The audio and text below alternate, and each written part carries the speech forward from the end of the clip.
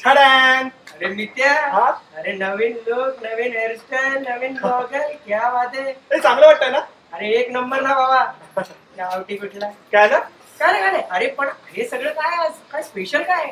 अरे भाऊ नाटक करतोय नाटक. ते तू नेहमीच करतो, त्यात काय नवीन आहे? अरे बाबा मी कमर्शियल नाटकाबद्दल बोलतोय. कमर्शियल नाटक करतोय. आमच्या ताईच्या लग्नाला यायचं. हा मित्या, खरं सांगू, तू डोक्यावर पडलाय. अरे तुझ्या ताईचं लग्न झालंय ना? डोक्यावर तू पडलंस. हे नाटकाचं टायटल आहे. काँग्रेट्स मेरे भाई. थँक्यू. अरे पण हे सगळं ठीक आहे, पण आज आपला सेलिब्रिटी गेस्ट कोण आहे? अरे मगाशी तुला म्हणाला बघ, ताईच्या लग्नाला यायचं आम्ही जे नाटक करतोय त्या नाटकात लीड कॅरेक्टर करणारा जो ऍक्टर आहे ना, ज्याने मराठी सृष्टीतल्या बऱ्याच सिरियल्स आणि मूवीज मध्ये कामं केली. इव्हन झी मराठी चॅनलवर जी ऑन एअर असणारी सिरियल आहे बघ, माझ्या नवऱ्याची बायको, त्या सिरियल मध्ये पंकज नावाचा जो कॅरेक्टर करतोय बघ. अरे तो बायकोचा बैल का? अरे हे गप हे. अरे तो त्याचं कॅरेक्टर आहे फक्त, पण खऱ्या आयुष्यात तो त्याच्या बायकोचा एक प्रामाणिक नवरा आहे. सो असाच एक ऑनेस्ट, हार्ड वर्किंग आणि आपल्या उत्कृष्ट अभिनयाने सर्वांची मनं जिंकून यशाची पायरी गाठत असलेला एक तडफदार अभिनेता, ज्याचा आज आम्ही मुंबई के बंदे या शो मध्ये वेलकम करणार आहोत, ज्याचं नाव आहे विपुल साळुंखे.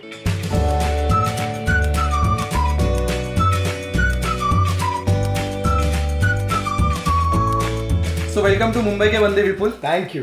कसं वाटतंय? झकास, ऑसम. अच्छा, सो आपण आता गॉसिपिंगला सुरुवात करायची का? ऍब्सोल्युटली, जे आपण नेहमीच करतो ऍक्च्युली. ठीक आहे, तो माझा फर्स्ट क्वेश्चन असा आहे, म्हणजे आता विपुल साळुंखे इन ब्रॅकेट अभिनेता असं जर तुला टॅग मिळालाय, तर ऍक्च्युली आम्हाला सगळ्यांना जाणून घ्यायचं की अभिनेता होण्याआधी विपुल साळुंखे हे व्यक्तिमत्व काय होतं? बापरे, एकदम सॉलिड क्वेश्चन आहे हा. एकदम विपुल साळुंखे व्यक्तिमत्व काय होतं वगैरे वगैरे. नॉर्मल विपुल साळुंखे हा IT इंजिनियर होता. I mean I am a qualified BE engineer from Pune university. पुण्यातून मी माझं इंजिनिअरिंग कम्प्लीट केलं. त्याच्यानंतर 2 वर्ष ॲज अ सॉफ्टवेअर इंजिनियर म्हणून मी जॉब केला एका IT कंपनीमध्ये.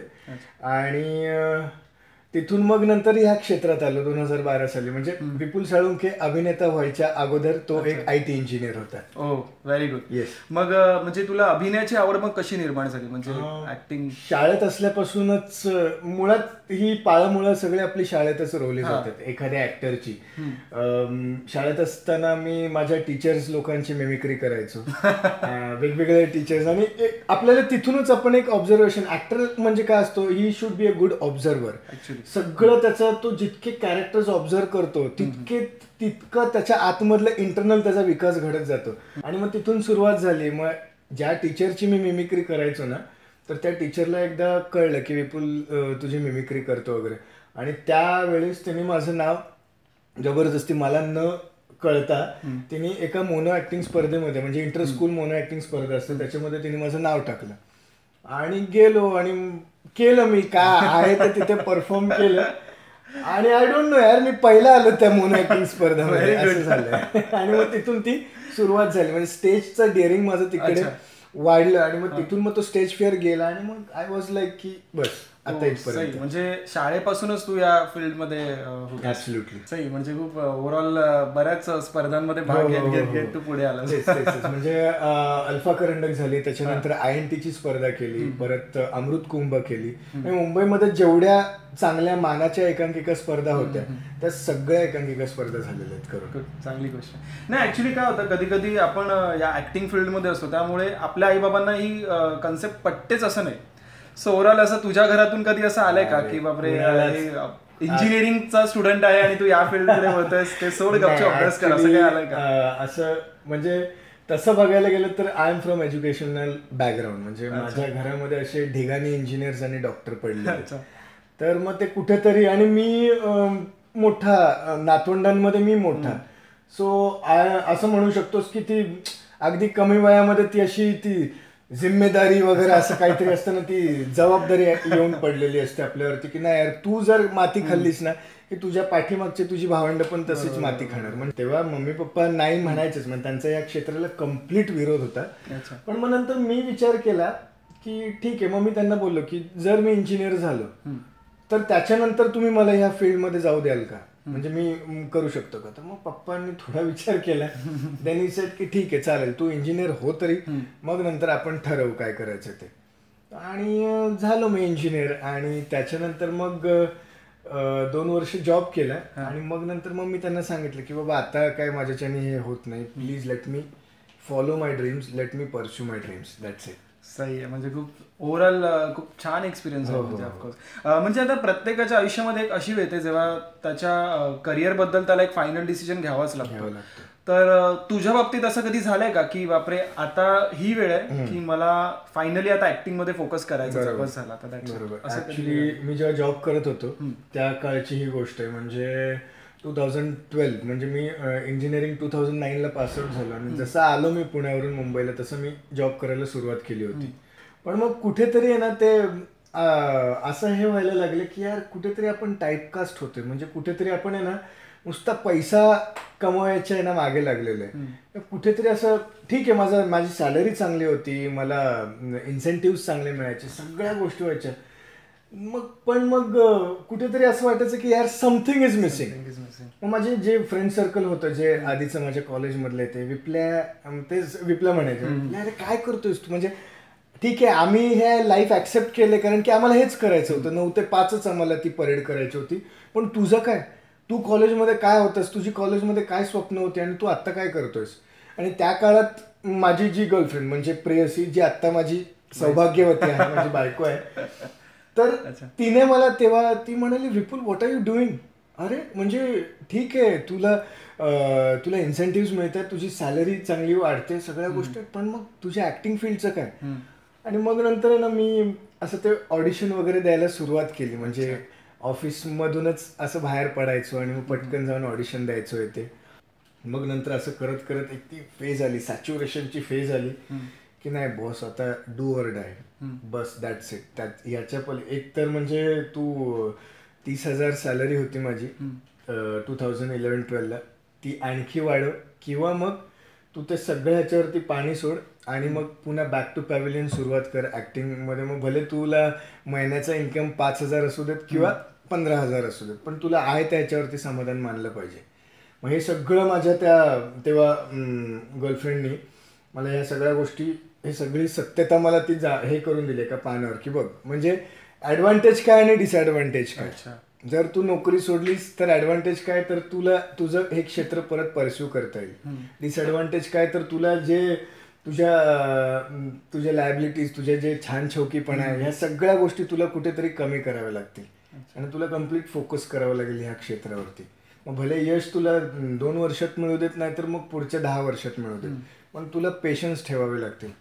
सगळ्या गोष्टींचा सारासार विचार केला आणि मग नंतर 14 फेब्रुवारी म्हणजे व्हॅलेंटाईन डेच्या दिवशी मी जॉब रिझाईन केला आणि मग तिथून पुढे सुरुवात केली. असं झालं. छान छान छान. म्हणजे तुला बऱ्यापैकी घरातून सपोर्ट होता आणि इव्हन वाईफ कडून तर खूपच चांगला सपोर्ट मिळाला तुला. तर मग म्हणजे ऍक्च्युली विपुलकडून एक शिकायला मिळालं की बी पॉझिटिव्ह आणि माणसात जर जिद्द असेल ना तर तो काही करू शकतो. एक पॉइंट ऑफ व्ह्यू झालाय लोकांचा इंडस्ट्रीमध्ये की जे ऍक्टर्स आहेत त्यांना शिक्षणाची काही लेनदेन नाहीये, आहे पण नाही सुद्धा सांगता येत नाही. बट स्टील काही गोष्टींमुळे इंडस्ट्री फार बदनाम होते. त्यामुळे जर का एखादी हिरोईन असेल किंवा एखादी मुलगी असेल जी ऍक्टिंग क्षेत्रात स्ट्रगल करते तर कदाचित तिचे पॅरेंट्स फार घाबरलेले असतात की यार हिच्यासोबत काय होता कामा नये, किंवा जसं आता स्टिंग ऑपरेशन म्हणून, कास्टिंग काउच म्हण आणि कॉम्प्रोमाइज म्हण, यामुळे इंडस्ट्री फार बदनाम झाली. आता तू गेले 4 वर्ष काम करतोयस फिल्म इंडस्ट्रीमध्ये, तर तुझं असं काय म्हणणं आहे यावर की इंडस्ट्री बदनाम होते, लोकांचे पॉइंट ऑफ व्ह्यू बदलत आहेत फिल्म इंडस्ट्रीकडे बघण्यासाठी? ऍक्च्युली तुला खरं सांगू का, अपकमिंग जी येणारी आहे ना आपली जी लोक म्हणजे जे येतात त्यांनी ह्या गोष्टीचा खूप विचार केला पाहिजे की पैसे आणि त्याच्यानंतर आपलं जे कॅरेक्टर आहे हे आपण कशा पद्धतीने बॅलन्स केलं पाहिजे. म्हणजे काम मिळवण्यासाठी मी कोणत्याही थराला जाऊ शकतो का, हा तुम्ही असं म्हणा ना, काम मिळवण्यासाठी मी काही वाटेल ते करू शकतो, म्हणजे मी काय वाटेल ती मेहनत घेईन, काही वाटेल ते म्हणजे माझ्या कॅरेक्टरसाठी, माझ्या कॅरेक्टरच्या सोलमध्ये घुसण्यासाठी मी अमुक अभ्यास करेन, मी अमुक ठिकाणी जाईन, मी अमुक सगळ्या गोष्टींचा रिसर्च करेन. हे करा तुम्ही, म्हणजे काही वाटेल ते करेन. ह्या गोष्टीचा अर्थ हा आहे. त्याचा अर्थ हा नाही की काही वाटेल ते करीन म्हणजे मी I am ready for casting couch, I am ready to work in a list per day किंवा ह्या ह्याच्यामध्ये. असं नका करू, कारण की ह्याच्यामुळे काय होतं की जे ऑलरेडी एस्टॅब्लिश्ड ऍक्टर्स आहेत त्या लोकांचे प्रॉब्लेम होतात. त्याच्यामुळे प्रॉब्लेम इन द सेन्स म्हणजे असं नाही, पण कुठेतरी म्हणजे फायनान्शियली त्यांना पण त्यांनी एक सेट केलेला असतो कॉलम किंवा एक लेवल सेट केलेली असते. मग त्यांना उगाच ह्या लोकांमुळे ना ती लेवल थोडीशी डाऊन करावी लागते किंवा मग डाऊन करणं भाग पाडतात समोरची लोक. अच्छा असं आहे. अच्छा, म्हणजे तो दृष्टिकोन होतो की अच्छा म्हणजे ह्याने असं काम केलं पुढे गेला, अच्छा म्हणजे त्या लेवलचा कलाकार सुद्धा ते काम करू गेला, असं एक लोकांची थिंकिंग होते. फार चुकीचं आहे. अच्छा, सो नेक्स्ट क्वेश्चन असं आहे की आता तू मॅरिड आहेस, राईट? सो आता तू वेगवेगळ्या सिरियल जाहीरच करून टाकलं मी मॅरिड आहे म्हणून. म्हणजे आता मग तू वेगवेगळ्या सिरियल्स मूवीज मध्ये असं एक रोमॅन्टिक हिरोचं कॅरेक्टर प्ले करतो. इव्हन तू नाटकात पण आता रोमॅन्टिक हिरोचं कॅरेक्टर प्ले करतो. तर एका कलाकाराला ते करणं भागच असतं, बरोबर. आणि तुझ्या वाईफचाही सपोर्ट आहे तुला. पण कधी असं झालंय का की एका हिरोईन सोबत तू फ्लर्टिंगचा सीन करतोय किंवा रोमॅन्टिक सीन करतोय आणि तुझ्या वाईफ कडून असे रिॲक्शन, माझ्या बाबतीत असं कधी नाही करायचं, येऊ दे त्याला थांब? नाही, तुला खरं सांगू का, मुळात प्रॅक्टिकली आम्ही दोघं इतके हायली रोमॅन्टिक कपल आहोत ना. वी आर लाईक म्हणजे आम्ही ठार वेडे आहोत. We are adventurous couple. We are like म्हणजे आज आता 4 वर्ष होतील लग्नाला, पण अजूनही we still behave as if म्हणजे कालच लग्न झालं किंवा मग कालच प्रेमात पडलोय, आज लग्न झालं आणि उद्या आपण आपलं नवीन संसाराला सुरुवात करतोय. त्यामुळे उलट मी असं म्हणेन की माझ्यासारखा अत्यंत रांगडा पोरगा, म्हणजे म्हणतात ना की गुडघ्यात मेंदू असलेला, तुम्ही विचार कर, नाटकात काम करणारी कॉलेजमधली पोरं आहेत ना, त्यांना कसलं ते म्हणजे म्हणतात ना, मुलींच्या बाबतीत हायली इन्सेन्सिटिव्ह असतात रे ते प्रेम वगैरे हे. ते तेव्हा मला फक्त ही स्पर्धा गाजवून यायची, ते बंपरचं बक्षीस आणायचे, विषय संपलाय, पोरी काय रे आज आहेत उद्या नाहीत, असं ती तेव्हा थिंकिंग असते. पण ह्या मुलीमुळे असं हे झालं की ते बोलतात ना की असं तो जो वळू असतो ना, वळू, त्या वळूचं आहे ना एका कष्टकरी बैलामध्ये रूपांतर झालेलं आहे. अगदी म्हणजे म्हणतात ना की ते काय खिलारी जात झालेली. नाहीतर मी खरंच वळू होतो, बोकड म्हणावं तर काही नाही. पण उलट तिच्यामुळे ना हे आत्ताच्या माझ्या नाटकामधले जे काही चांगले सीन्स आहेत किंवा ह्या सगळ्या गोष्टी, उलट तिच्यामुळे मला ते चांगले करता येतात, पडद्यावर म्हण किंवा ऑन स्टेज म्हण असं. त्यामुळे असं काहीच नाही की तिला असं म्हणजे ती असं कधी आयुष्यात म्हणणार नाही. उलट ती स्टेजवर बघताना किंवा मग नंतर फिल्ममध्ये बघतो ना, अच्छा आपण ते तिकडे त्यावेळेस गेलो होतो, तेव्हा आपल्यामध्ये हे डिस्कशन झालं होतं, ते तू आता तिकडे करतोस नाही का, असं ते होतं. मग नाही, आणि ऍक्च्युली असं सपोर्ट करणारी जी वाईफ आहे ती हवीच प्रत्येक कलाकाराला. सो आता तू माझ्या नवऱ्याची बायको करतोयस, त्यामध्ये पंकज नावाचं कॅरेक्टर करतोय, जे की तू बोललास की पंकज नावाचं सँडविच असं झालेलं आहे.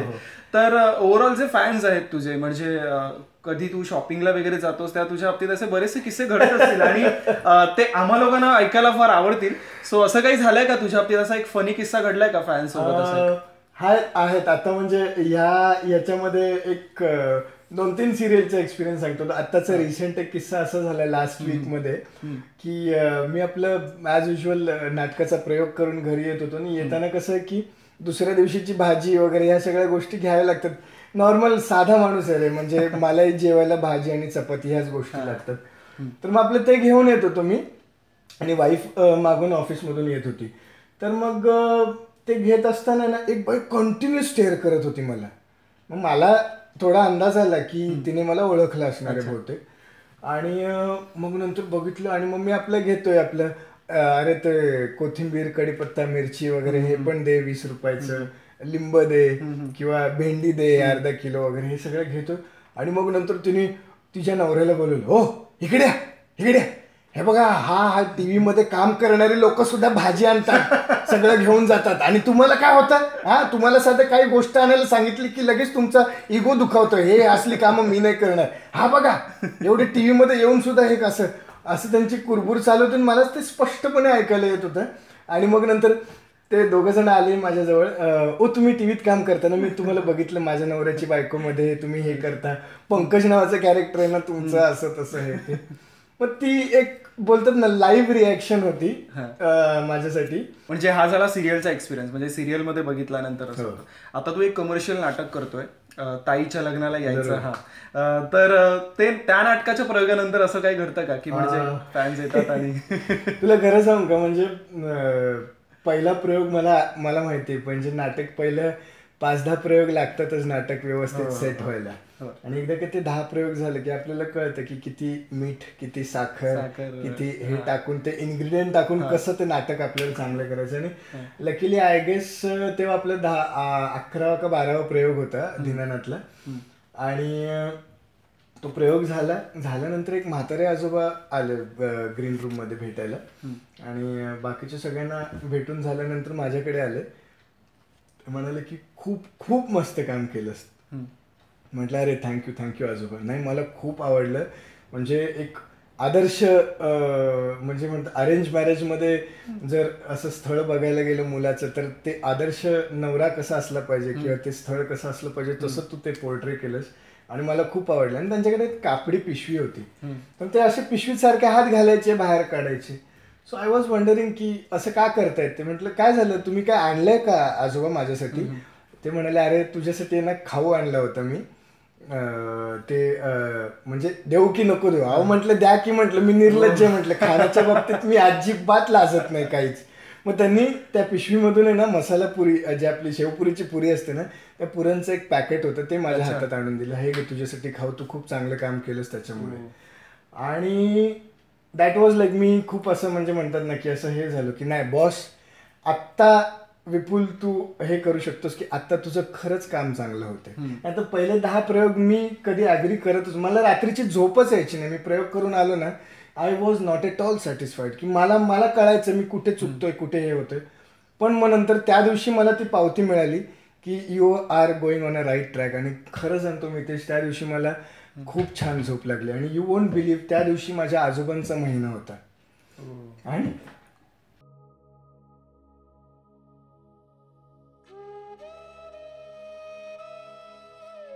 माझ्या आजोबांची डेथ जेव्हा झाली होती ना, त्या दिवशी मी शूट करत होतो एक ॲड फिल्मचं. मला जाता नव्हतं आलं होतं त्यावेळेस. आणि मी माझ्या आजोबांचं खूप जवळ होतो. मला खरंच आजोबांच्या पिंडाला कावळा शिवलाच नव्हता, कारण की मी नव्हतो त्यावेळेस तिकडे.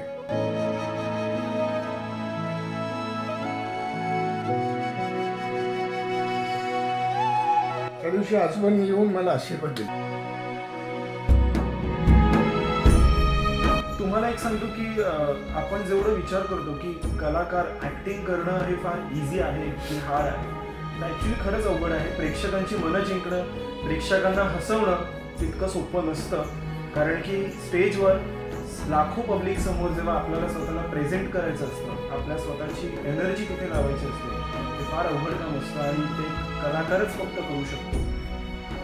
बस म्हणजे मी काय करू शकतो. म्हणजे म्हणतात ना की तो प्रसंग मी माझ्या आयुष्यात कधी विसरणार नाही. सिरियसली आयुष्यात नाही कधी विसरणार. नाही. आणि खरंच तुझ्या आजोबांचे आशीर्वाद तुझ्या पाठीशी आहे आणि म्हणून तू इथपर्यंत आहेस. आणि ते आशीर्वाद कायम तुझ्या सोबत राहावा आणि तू असाच पुढे जावं ही आमची सगळ्यांची इच्छा. Thank you so much. सो आता आपले विपुल जे काही क्वेश्चन्स आहेत ते थोड्या वेळेसाठी आपण थांबूया आणि आता रॅपिड फायर राऊंडला सुरुवात करूया. चिरफाड राऊंड म्हणतात. येस. आणि त्याची आन्सर्स तुला माहितीये अशी 2 मिनिटं सुद्धा असं काही नको आहे. ओके. सो रेडी आहेस? रेडी. हो. स्टार्ट. येस. बघा. फर्स्ट क्वेश्चन आहे, तुझ्या मोबाईलची बॅटरी जर 1% आहे आणि तो लगेच स्विच ऑफ होईल तर तू कोणाला फोन लावशील? बायकोला ऑफकोर्स. एक असा फोन कॉल की तू कुठल्याही सिच्युएशन मध्ये असलास की उचलतोस? माझ्या मित्राचा, चिन्मय बेंगीचा. तुझ्याबद्दल पसरलेली एक फनी अफवा? मला खूप ॲटिट्यूड आहे म्हणे. एक अशी गोष्ट जी तुझं आयुष्य बदलेल? माझं स्वतःचं घर. हो सही. एक दिवसाचा जर सीन बनलास तर काय चेंज करशील? एक दिवसाचं सीन बनलं तर मी काय चेंज करेन? अनिल कपूर सारखं मला नाही सगळं हे करता येणार. बट मी प्रयत्न करेन की शेतकऱ्यांचे प्रॉब्लेम्स एका दिवसात कसे सॉल्व्ह करता येईल त्या गोष्टीवरती मी विचार करेन. अच्छा, खूप चांगली गोष्ट. देन आहे, तुझ्या मते कुठला हिरो कुठल्या रँकवर जाईल? ऑप्शन्स आहेत स्वप्नील जोशी, अंकुश चौधरी, जितेंद्र जोशी आणि मग वैभव तत्ववादी. कुठला हिरो? सगळ्यात पहिला रँक आहे अंकुश चौधरी. दुसरा रँक आहे स्वप्नील जोशी. तिसरा जितेंद्र जोशी, चौथा वैभव तत्ववादी. सेम क्वेश्चन हिरोईनच्या बाबतीत. कुठली हिरोईन कुठल्या रँकवर जाईल? ऑप्शन्स आहेत अमृता खानविलकर, सोनाली कुलकर्णी, सई तामणकर आणि पूजा सावंत. पहिली ॲज युजल अमृता खानविलकर, कारण की मी काम केलं त्याच्याबरोबर. अमृता खानविलकर, त्याच्यानंतर सई तामणकर सेकंड, तिसरी सोनाली कुलकर्णी आणि चौथा पूजा सावंत. चौथा. ओके. कुठल्या डिरेक्टर सोबत काम करायला आवडेल? महेश मांजरेकर, रवी जाधव, संजय जाधव आणि Nagraj Manjule. I would love to work with Nagraj Manjule. Okay. तू आता माझे पती सौभाग्यवती, होणार असून मी या घरची आणि माझ्या नवऱ्याची बायको या सध्या 3 झी मराठीवरच्या सिरियल तू केलास. तर तुला मी टॅग देतो, त्या सिरियलला तू कुठला टॅग तू कुठल्या सिरियलला देशील? ऑप्शन्स आहेत खूप छान, छान आणि ठीक. खूप छान, होणार असून मी ह्या घरची. छान, माझ्या नवऱ्याची बायको. ठीक, माझे पती सौभाग्यवती. अच्छा, मॅनेजमेंटच्या पॉईंट ऑफ व्ह्यू. मॅनेजमेंटच्या पॉईंट ऑफ व्ह्यूने तसं म्हणणार होतं. ओके. ॲज अन ॲक्टर म्हणून कुठल्या गोष्टी फॉलो करतोस तू? मेन म्हणजे माझं डाएट सगळ्यात महत्त्वाचं, एक्सरसाइज. आणि मला आहे ना आवाज सुधारण्यासाठी रोज शंख वाजवायला खूप आवडतं. ओ येस. सही. अशी एक फिल्म ज्यात तुला असं वाटलं की शिट यार, मी इथे हिरो असायला पाहिजे होतो? अशी फिल्म, मी मोरिया फिल्मचं ऑडिशन दिलं होतं. त्यावेळेस माझी जाम इच्छा होती की त्या 2 कॅरेक्टरपैकी एक तरी कॅरेक्टर माझं असायला हवं होतं. ओके. अशी एक सिरियल किंवा मूवी ज्यात तुला तुझं काम आवडलं? माझं काम मला विजय असोया फिल्ममध्ये खूप आवडलं होतं. आता तुझं लग्न झालंय राईट? का सारखा मागे लागलं? आता तुझं लग्न झालंय. ठीक आहे ना यार, तू का म्हणजे म्हणतात ना की तुला असं म्हणायचंय का की आता विपुल बास, आता तुझी फॅन फॉलोईंग बस झाली, आता माझी फॅन फॉलोईंग वाढली पाहिजे, तुला वाटतं का? तसं समज हवा तर. सो तुझं लग्न झालंय तरी सुद्धा तुला कुठल्या हिरोईनला डेटवर घेऊन जायला आवडेल? मराठी मधली आणि हिंदी मधली एक. हिंदीमध्ये ऑफकोर्स दीपिका पादुकोण. या. मराठीमध्ये ॲज युजल अमृता खानविलकर. ओहो. आता एक क्वेश्चन असा आहे, झोपेतून उठलास आणि दरवाजा उघडला आणि समोर Rakhi Sawant, what you will do? काय नाही, येत आई राखी बांध, नाश्ता करून परत घरी जा. बाबा तिच्या नादाला कोण लागणार आहे, please, for God sake. Okay. True or false, I love my wife? Of course true. माझी गर्लफ्रेंड होती. ट्रू. मी फक्त पैशांसाठी काम करतो? False. Flirting with fans? False. कितीही बिझी असलो की बायकोचा फोन उचलतोच? ट्रू. कामाच्या वेळेस फेसबुकवर असतो? ट्रू. अशा प्रकारे विपुल साळुंखे यांनी रॅपिड फायर मधून अग्नी परीक्षा दिलेली आहे. सो विपुल, आता एक आपल्या परंपरेनुसार आम्ही डब स्मॅश करतो. म्हणजे इथे येणारा प्रत्येक सेलिब्रिटी आहे त्याच्यासोबत आम्ही एक डब स्मॅश करतो. तर आपण एक डब स्मॅश करूया. अगदी.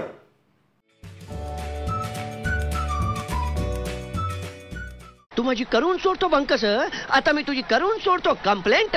खाली उतरा आधी. ते खाली उतरायचं आणि कशाला? ते तुम्ही कंप्लेंट करून सोडा, मी बस सोडतो. आम्हाला पण यायचं की हो बस मधून. मग दरवाजात कशाला तडमडताय? आज जाऊन बसा ना सरळ. ते काय आमचं हे बाहेर असतं की हो. म्हणजे तुमचं हे बाहेर आणि तुम्ही आतमध्ये. लगेच म्हणतो मी. मगाशीच म्हणाला तू एक आता कमर्शियल नाटक करतोयस, ताईच्या लग्नाला यायचं. तर त्या नाटकात तू लीड भूमिका करतोयस. तर तुझा तो एक ओव्हरऑल एक्सपिरियन्स काय, आणि म्हणजे ते नाटक लोकांनी का पाहावं, हे याबद्दल तू काय सांगशील? ओके. मुळात खूप चांगलं मार्गदर्शन मिळालं. माईचं म्हणजे संजीवनी जाधवांचं चांगलं मार्गदर्शन मिळालं. उपेंद्र दाते जे आपले सिनियर आर्टिस्ट आहेत त्यांचं चांगलं मार्गदर्शन. ऋषी एक उत्तम डिरेक्टर आहे, त्यांनी आपल्यामधून सगळ्यांमधूनच ते कॅरेक्टर काढून घेतलं. आणि मग काय तिथून ती जर्नी सुरू झाली. त्या नाटकाचा एक्सपिरियन्स अप्रतिम आहे. त्या नाटकाची कॉन्सेप्ट खूप चांगली आहे. पण तुलाही माहिती आहे की आपला जो यशवंत नाट्य मंदिरचा जो प्रयोग झाला होता, जवळजवळ एक 250-250 पब्लिक होतं आणि त्यांनी खूप चांगला रिस्पॉन्स दिला. त्याच्यानंतर आपला परत रिसेंटली बोरिवलीला प्रयोग झाला, तिथे आपल्याला चांगला रिस्पॉन्स मिळतोय. लोक रडतायत आपल्या नाटकाला येऊन, म्हणजे ती थीम ऐकून. म्हणजे आजच्या मुलीची जी मेंटॅलिटी आहे, आजची जी मुलगी आहे ती ऑफकोर्स ती हा विचार करणारच की माझा जो लाईफ पार्टनर आहे तो परफेक्टच असला पाहिजे. त्यांनी फक्त माझं नाही तर माझ्या आई वडिलांना सुद्धा ऍक्सेप्ट केलं पाहिजे, माझ्या आई वडिलांचा सुद्धा रिस्पेक्ट केलं पाहिजे. ही तिची मेंटॅलिटी आहे, ती बरोबर आहे. वर्किंग वुमन आहे. आजची कुठलीच मुलगी अशी घरी बसून किंवा काकूबाई नाही आहे. आजची सगळी प्रत्येक मुलगी घराच्या बाहेर पडलेली आहे, करिअर करते, सगळ्या गोष्टी त्यातल्या त्यात रिलेशन सुद्धा सांभाळते.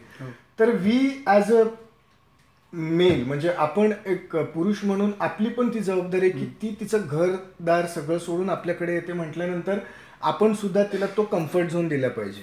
एक चांगला म्हणजे एक जबाबदार नवरा, एक नवरा म्हणण्यापेक्षा आपण तिचं पहिलं मित्र बनणं खूप गरजेचं आहे. आणि तेच या नाटकामध्ये दाखवलेलं आहे की त्यांची जी सुरुवात आहे, त्यांची पहिला दिवस पाहायला येण्याच्या कार्यक्रमापासून ते अगदी शेवट लग्नापर्यंत किंवा साखरपुड्यापर्यंत वगैरे ती इतकी सुंदर प्रोसेस मांडली आहे ना. मी तर नेहमीच म्हणतो की ही स्टेजवरची फिल्म आहे, कम्प्लीट फिल्म आहे. एक फिल्मसारखं मनोरंजन आहे. याच्यामध्ये तुम्हाला हसायला मिळेल, तुम्हाला रडायलाही मिळेल, तुमच्या डोळ्यातून पाणी येईल, क्षणार्धात तुम्ही पुन्हा हसाल.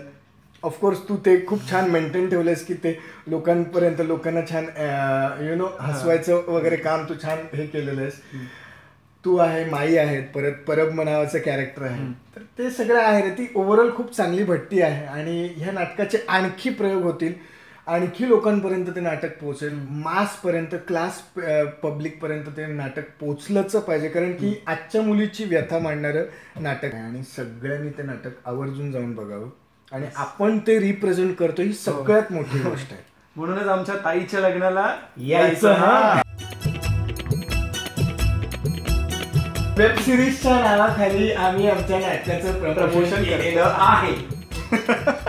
सो गाईज ऍक्च्युली खूप बरं वाटलं की विपुल साळुंखे त्याचा वेळात वेळ काढून इथे आला आमच्या शोमध्ये आणि त्याची महत्त्वाची कामं, त्याच्या सिरियल्स, नाटक या सगळ्यांच्या डेट्स आणि सगळं सांभाळून त्याने आम्हाला आज वेळ दिला. आज त्याच्यासोबत आम्ही त्याचा लाईफचा जो काही स्ट्रगल आहे, जो काही जुगाड आहे, आज जो आम्ही तुमच्यासोबत शेअर केला.